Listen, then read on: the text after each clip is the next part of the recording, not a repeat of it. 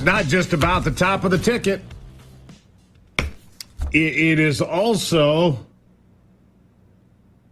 about the Senate. We'll get to that. Montana, man, they're dumping piles of money into that race to make Tim Sheehy, the Republican, look like a bad guy, trying to accuse him of stolen valor and everything else. He's a former Navy SEAL.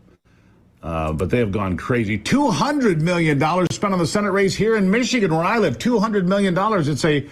It's a coin toss today.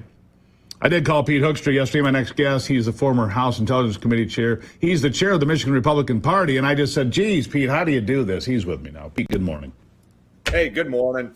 I mean, as a candidate where you've been before, if you're in a tight race, man, I mean, the anxiety, the stress, you'd lose weight. I'll tell you that. You can't eat. It's pretty tight. I find that I end up eating and I gain weight. So, you're a stress eater. What's that? You're a stress eater. I got it. Yeah. I'm a stress eater. I was eating quite a bit yesterday. I can't wait till Tuesday night when this is all over. Donald Trump is elected. Mike Rogers is going to be a U.S. Senator, and it's kind of like, all right, better ideas still win in America. It's not about the money. It's not about all this name calling and these kinds of things. Ideas and policies still matter. I hope that turns out to be the truth, Pete.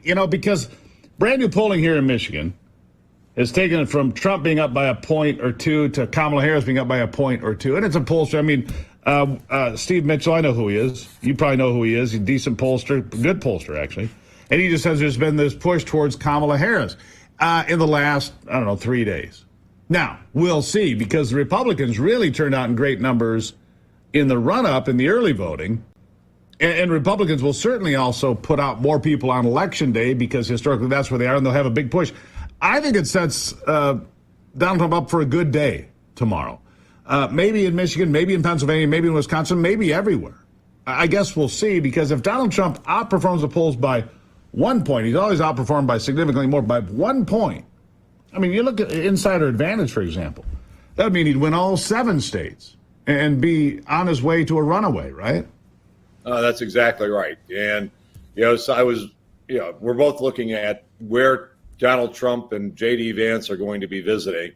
And, Donald Trump was in North Carolina over the weekend 4 times, including today. He's in Pennsylvania and he's in Georgia. And people say, that shows that he's nervous. He can't win. And it's kind of like, I think it may be the exact opposite.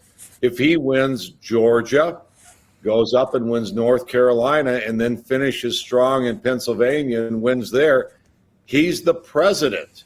So I think he's doing everything he can to lock those 3 states up. Obviously, J.D. Vance will be here in Michigan today.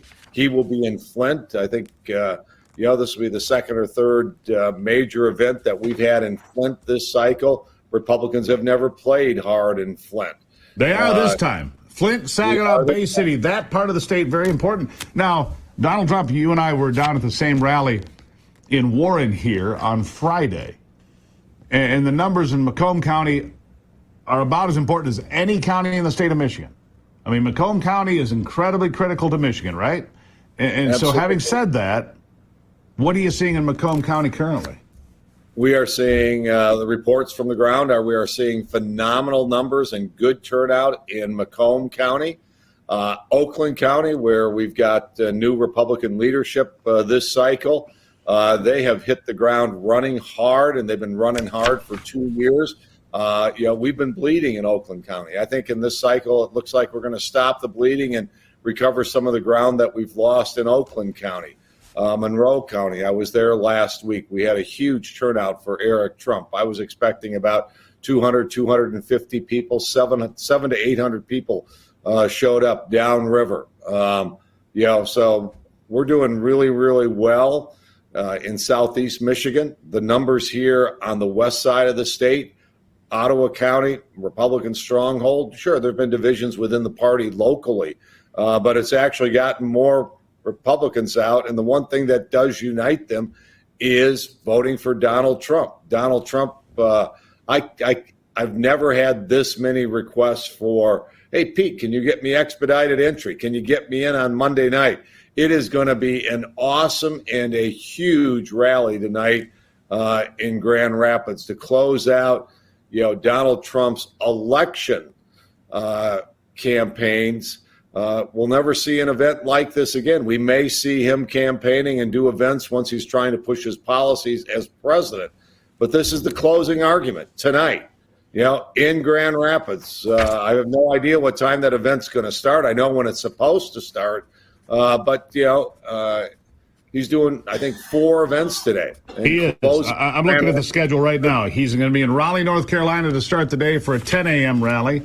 Then he's on to Reading, Pennsylvania, then Pittsburgh, Pennsylvania, and then wrapping it up at Gerald R. Ford International Airport right in Grand Rapids, Michigan. Is that right? Don't send him to the airport.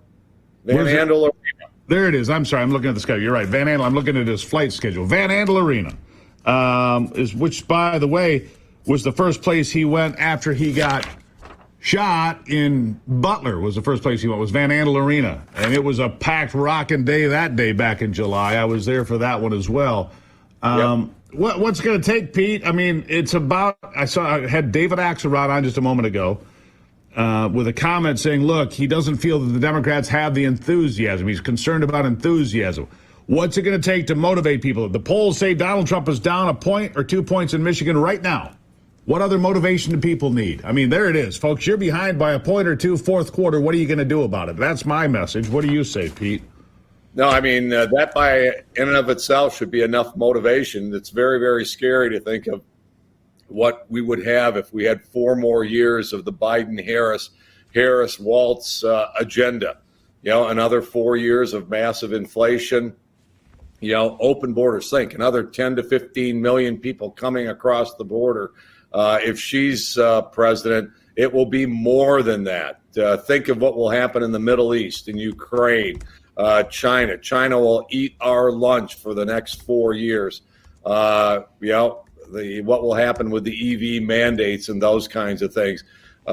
Trump, has not only promises but has delivered prosperity and economic growth and national security at the border and internationally.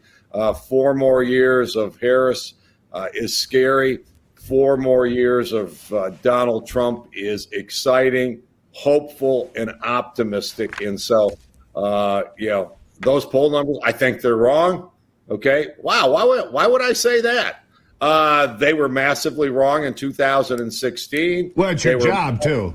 It's your job to say they're wrong. I mean, but you're right. They were massive. Well, they were wrong in 2020 as well. They were wrong both years. Yes. So why would they be right this time? Plus, the media, mainstream media, has been in the bag for Kamala Harris from the get-go. What is it? 85% of her media coverage has been positive, and something like 90% of Trump's media coverage has been negative, and he's still that close according to the polls. It tells you that he will overperform the polls. Once again, mainstream media will not get the candidate that they want. Pete Hoekstra, greatly appreciate you as always, my friend. I won't see you in Grand Rapids, but I'm guessing I'll see you in Novi tomorrow, sir. Thank you very much. In Novi, looking forward to it.